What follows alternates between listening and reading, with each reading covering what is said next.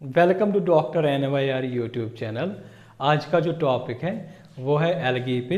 ये class 11th के biology में आता है। चैप्टर नंबर 3 है, प्लांट किंगडम में आता है। Please take a screenshot.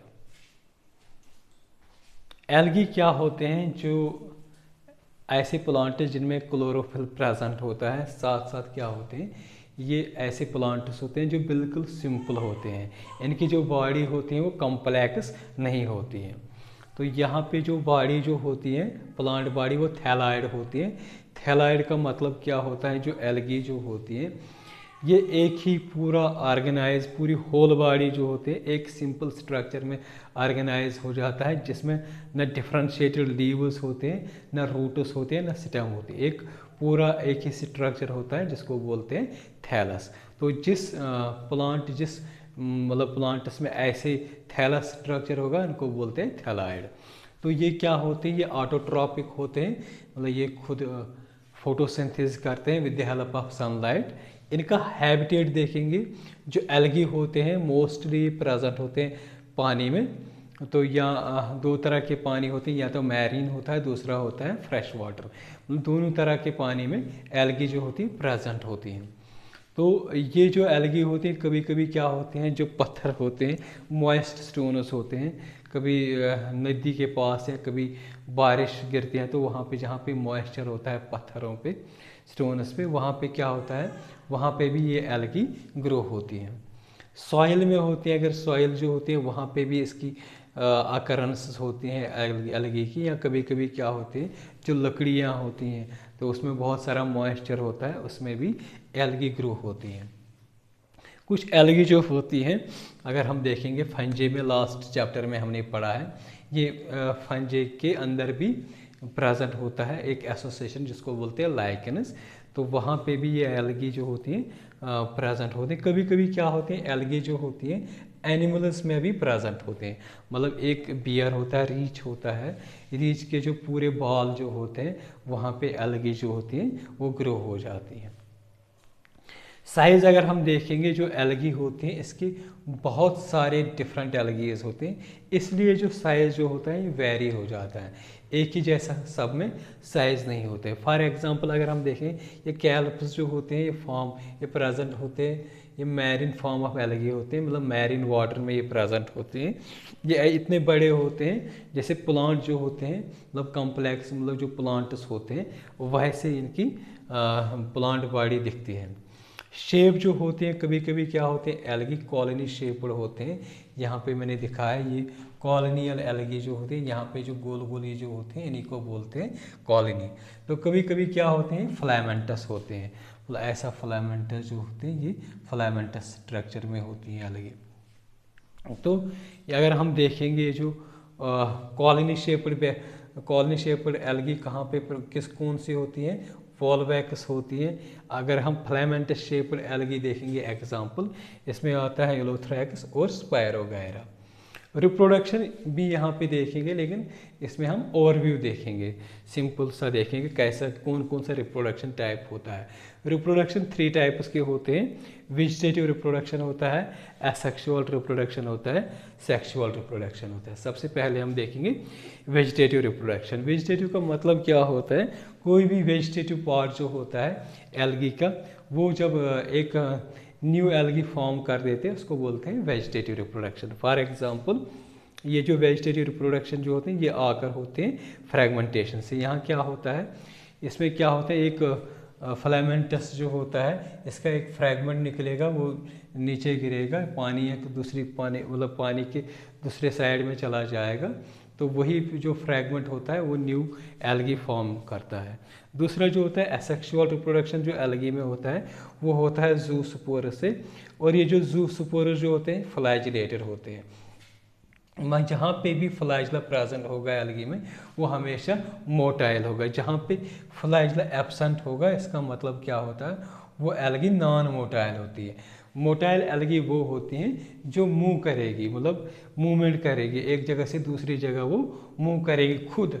कभी क्या होते हैं, एल्गी पानी से भी मतलब मूव करते हैं, तो वो पानी की मतलब वो नॉन मोटाइल भी हो सकते हैं, लेकिन जो खुद मूव करेगी एक जगह से दूसरी जगह तक उसको बोलते हैं मोटाइल एल्गी। तो मोटाइल एल्गी में हमेशा फ्लैजला प्रेजेंट होता है, उसी फ्लैजला की वजह से जो एल्गी होती है वो मूवमेंट करता है, वो मोटाइल होती है। तो ये ज़ूसोपोर्स जो होते हैं ये मोटाइल होते हैं क्योंकि इसमें फ्लैजला प्रेजेंट होता है। जब ये ज़ूसोपोर्स जर्मिनेट हो जाते हैं तो ये एक नई एल्गी फॉर्म कर देती है। तीसरा जो टाइप ऑफ रिप्रोडक्शन होता है वो सेक्सुअल रिप्रोडक्शन। सेक्सुअल रिप्रोडक्शन में हमेशा गैमेट्स का इन्वॉल्वमेंट होता है, तो यहाँ पे भी एल्गी में भी गैमेट्स फ्यूज हो जाते हैं। अगर सेम मतलब ये मान लीजिए फीमेल को मैंने शॉर्ट में एफ लिखा है, मेल को एम लिखा है, सेम साइज के हैं गैमेट्स दोनों, इस तरीके के जो चाहे वो फ्लैजिलेटेड हो या ना हो, लेकिन यहाँ पे कंडीशन क्या है, सेम साइज की होनी चाहिए। इस तरीके का जो रिप्रोडक्शन होता है, इस तरीके का जो गैमेट्स होते हैं इनको बोलते हैं आइसोगैमस, और रिप्रोडक्शन जो होता है उनको बोलते हैं आइसोगैमस रिप्रोडक्शन। इस तरीके का जो प्रेजेंट जो होता है वो यूलोथ्रैकस या स्पायरोगैरा में प्रेजेंट होता है। कभी क्या होता है, कभी फीमेल जो होता है ये बड़ा होगा और मेल गैमेट जो होता है वो स्मॉल होगा, तो साइज जो होता है डिसिमिलर साइज होता है, एक जैसे साइज नहीं हो, चाहे फ्लैजला प्रेजेंट हो या ना हो, लेकिन यहाँ पे कंडीशन होते हैं साइज, एक छोटा है एक बड़ा है। तो इसलिए मेल जो होता है चाहे मेल बड़ा हो या फीमेल बड़ा हो, तो यहाँ पे जो गैमेट्स होते हैं इनको बोलते हैं, इस तरीके को गैमेट उसको बोलते हैं एन आइसोगैमस गैमेट्स, या इस तरीका का रिप्रोडक्शन जो होता है उनको बोलते हैं एन आइसोगैमस रिप्रोडक्शन। तीसरा जो होता है मेल बड़ा होगा, नॉन फ्लैजिलेटेड होगा, नॉन फ्लैजिलेटेड मतलब नॉन मोटाइल होगा क्योंकि वो मूव नहीं करेगा। मेल जो होगा वो फ्लैजिलेटेड होगा, लेकिन साइज जो होता है वो होगा स्मॉल, मतलब मेल बड़ी होगी, मेल का गैमेट जो होगा वो बड़ा होगा और नॉन फ्लैजिलेटेड होगा। फीमेल नॉन फ्लैजिलेटेड होगा, साइज से बड़ा होगा, मेल स्मॉल होगा और फ्लैजिलेटेड होगा। तो यहाँ पे इस कंडीशन को क्या बोलते हैं, ओगैमस। तो अगर हम देखेंगे ओगैमस किस में प्रेजेंट होता है, ये वोल्वैक्स में प्रेजेंट होता है और फ्यूकस में प्रेजेंट होता है। इस तरीके से हमने देखा है ओवरव्यू जो होता है इसका रिप्रोडक्शन का एल्गी का, वो हमने देखा। इसके बाद जो एल्गी जो होती है इनकी इकोनॉमिक इम्पोर्टेंस बहुत ज़रूरी पढ़नी है इस लेक्चर में। तो इकोनॉमिक इम्पोर्टेंस बहुत होती है एल्गी में, तो हम उसको वन बाय वन देखेंगे क्या क्या इकोनॉमिक इम्पोर्टेंस होती है। इकोनॉमिक इम्पोर्टेंस का मतलब क्या होता है, एल्गी जो होती है उसको डिफरेंट तरीके से हम यूटिलाइज कैसे करेंगे। सबसे पहले जो होता है अगर हम देखेंगे कार्बन डाइऑक्साइड, हमारे मतलब एटमॉस्फेयर में अगर ज़्यादा से ज़्यादा कार्बन डाइऑक्साइड हो जाता है, इस कार्बन डाइऑक्साइड से क्या होता है, ग्लोबल वार्मिंग हो जाती है। रोज़ कभी धुएं के फॉर्म में कार्बन डाइऑक्साइड एटमॉस्फेयर में बढ़ता है। अगर हम एल्गी को अच्छे से ग्रो करेंगे तो क्या होता है, ये एल्गी जो होती है ग्रोथ के लिए बहुत कम स्पेस लेती हैं। तो इस तरीके से क्या होता है, जितना भी कार्बन डाइऑक्साइड एटमॉस्फेयर एक्सेस में होगा वो ये यूज़ करेंगे, उससे फोटोसिंथेसिस करेंगे, तो इस तरीके से हम ग्लोबल वार्मिंग से हम बचेंगे। तो दूसरा क्या होता है, ये मोस्टली वाटर में प्रेजेंट होता है एल्गी, तो ये क्या करते हैं, ये फोटोसिंथेसिस कर देती हैं। तो फोटोसिंथेसिस में जो ऑक्सीजन बनता है वो डिसॉल्व्ड ऑक्सीजन होता है पानी में, तो फिर क्या होता है, जहाँ पे वो एक्वेटिक एनिमल्स होते हैं वहाँ पे वो उस डिसॉल्व्ड ऑक्सीजन को यूज़ कर देते हैं। ये इंपॉर्टेंट प्रोड्यूसर्स होते हैं एल्गी। कुछ स्पेशीज जो होते हैं इसके एल्गी के, फॉर एग्जांपल पॉरीफायरा, लेमनेरिया, क्लोरेला या हिमोटोकोकस, इनको हम खा सकते हैं, खाने मतलब एज ए फूड यूज़ कर सकते हैं।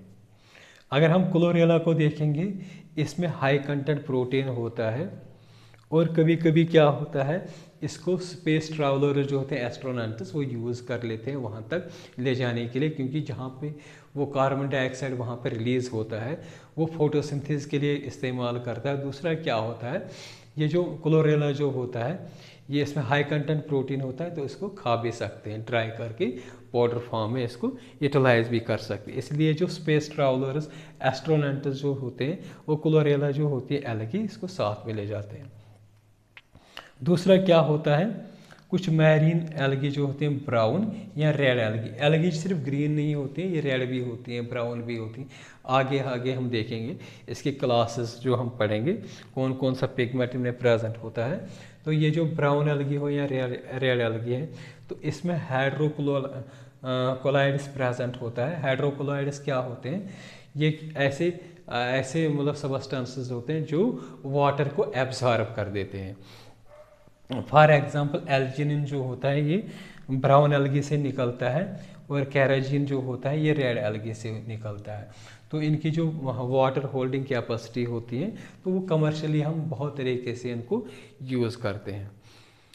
लास्ट वाला जो इकोनॉमिक इम्पोर्टेंस में आता है वो एगार होता है। एगार क्या होता है? ये हम ऑब्टेन करते हैं जेलिडियम से, ग्रेसिडेरिया से।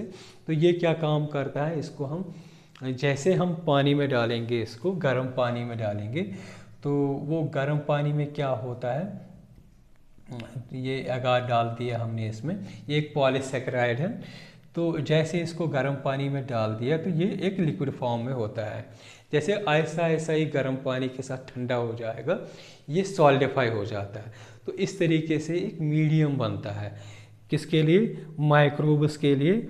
या हम इसको मतलब कभी कभी क्या होता है, ये जेली लाइक होता है, तो इसको हम आइसक्रीम या डिफरेंट जेलीज बनाने में भी यूज़ करते हैं। जब ये लिक्विड होता है गर्म टाइम के मतलब जब हम इसको गर्म पानी में डाल देते हैं, इसको हम क्या करते हैं, एक बैटर प्लेट में डाल देते हैं। इस बैटर प्लेट में जब आधा 20 मिनट के बाद ये ठंडा हो जाता है, इस पर फिर इनोकुलेट करते हैं बैक्टीरिया। कुछ देर के बाद वो ग्रो हो जाता है, क्योंकि ये अगार जो होता है, एक तो इसमें कार्बन सोर्स होता है, क्योंकि पॉलीसेकेराइड्स होते हैं। कभी कभी हम इसमें क्या डालते हैं, कुछ मतलब न्यूट्रिएंट्स भी डालते हैं साथ में, ताकि जो बैक्टीरिया कोई माइक्रोब हमें ग्रो करना होगा तो वो जल्दी से ग्रो हो जाएगा। इस तरीके से हम माइक्रोब्स को इस एगार जो होता है इसको यूज़ करके ग्रो कर सकते हैं। इसका जो जेली स्ट्रक्चर की वजह से हम इसको आइसक्रीम बनाने में या जेलीज बनाने में यूज़ कर सकते हैं। नेक्स्ट वीडियोस में हम क्या देखेंगे, एल्गी की डिफरेंट क्लासेस। तो अगर आप लोगों को हमारा ये वीडियो अच्छा लगा होगा, प्लीज़ इस चैनल को सब्सक्राइब कर दीजिएगा, वीडियो को लाइक एंड शेयर कर दीजिएगा। Thank you very much.